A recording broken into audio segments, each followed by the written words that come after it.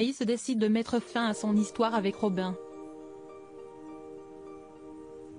Claudine est plus décidée que jamais à se venger de Johanna.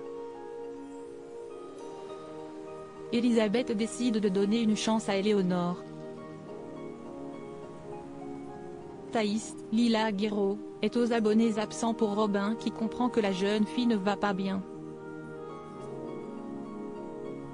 Alertée par l'adolescent, son amie Kira, Colin Ramos Pinto, a décidé de lui tirer les vers du nez.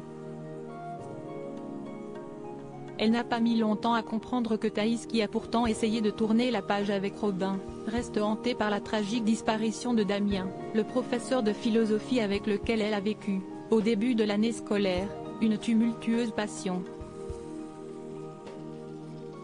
Éléonore s'est ouverte à Marc, son ex-mari, des problèmes rencontrés avec Elisabeth. Désireux de tourner la page de son histoire avec Myriam, Pauline Paolini, le journaliste du Midi Libre a contacté la chef d'entreprise afin de la raisonner. Éléonore n'a certes pas eu un comportement correct avec l'ancienne directrice de Elle Cosmétiques, mais elle n'est pas responsable de sa mort.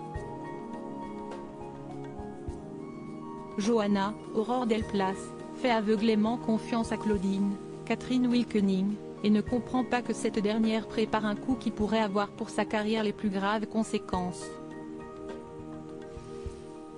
Attention danger, Thaïs décide de mettre fin à son histoire avec Robin.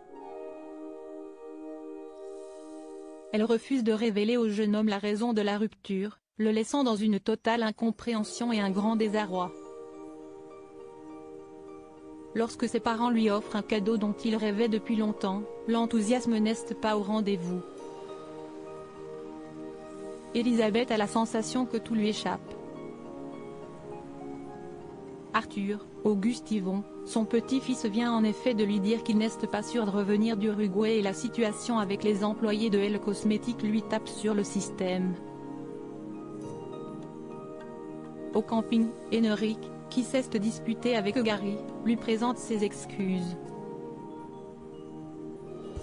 Il ignore encore que Marc est parvenu à faire changer Elizabeth Davis quant à la présence d'Éléonore dans les entreprises, et qu'il va la retrouver en allant travailler. Le garçon employé par Gérald, Christophe Favre, pour faire l'entretien de la climatisation de l'hôpital, trouve dans sa boîte aux lettres une enveloppe contenant 5 000 €. Le piège imaginé par Claudine pour se venger de Johanna se resserre.